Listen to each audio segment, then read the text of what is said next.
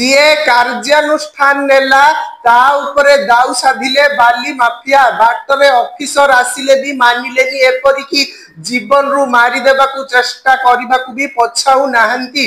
एभली एक घटना देखिबाकू मिलिछि मयूरभंज कप्तिपदा अंचल रे कप्तिपदा थाना अंचल रे थिबा एकाधिक बालीघाट रु अनेक बेआईन बाली उत्तोलन हेउथिबा नै कप्तिपदा अतिरिक्त तहसीलदार भीमसेन माझी खबर पाइथिले। से निज कार जोगे तहसील कार्यालय को जाइथिले। सेठारु अन्य कर्मचारी को सह चढ़ाऊ पाई जाइथांते हेले से कार्यालय रे पहुंचीबा बेल को हठात 20 रु 25 जन लोक तांको कार को घेरी जाई गाली गुलज करथिले। एपरिकी जीवन रु मारी देबा पाई धमक देइथिले।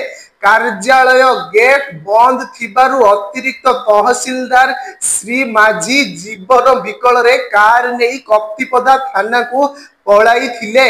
दुर्वृत्त माने तांकु पीछा करी थाना पाखरे पहुंची जाइथिले। थाना फाटक बंद थिबारु श्री माझी भीतर को जाई पारी नथिले। एतिकी बेले दुर्वृत्त माने तांको कार ऊपर को पत्थर फिंगी भांगी देइथिले। खाली एतिकी नुहे अतिरिक्त तहसीलदार श्री माझी को कार भीतर टाणी आनी निस्तुक माड़ मारिथिले। एही समय रे थाना कर्मचारी माने गेट खोली आसी जिबारु दुर्वृत्त माने छत्रभंग देइथिले। घटना बाबद रे अतिरिक्त तहसीलदार श्री माझी कप्तिपदा थाना रे एतला देइछंती।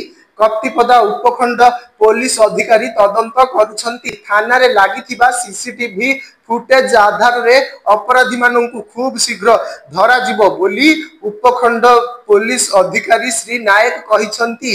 एही घटना पूर्वरु मध्य गत वर्ष जनवरी मासरे कप्तिपदा थाना अधिकारी एवं डिसेंबर मासरे तहसीलदार को बाली माफिया आक्रमण करिथिले।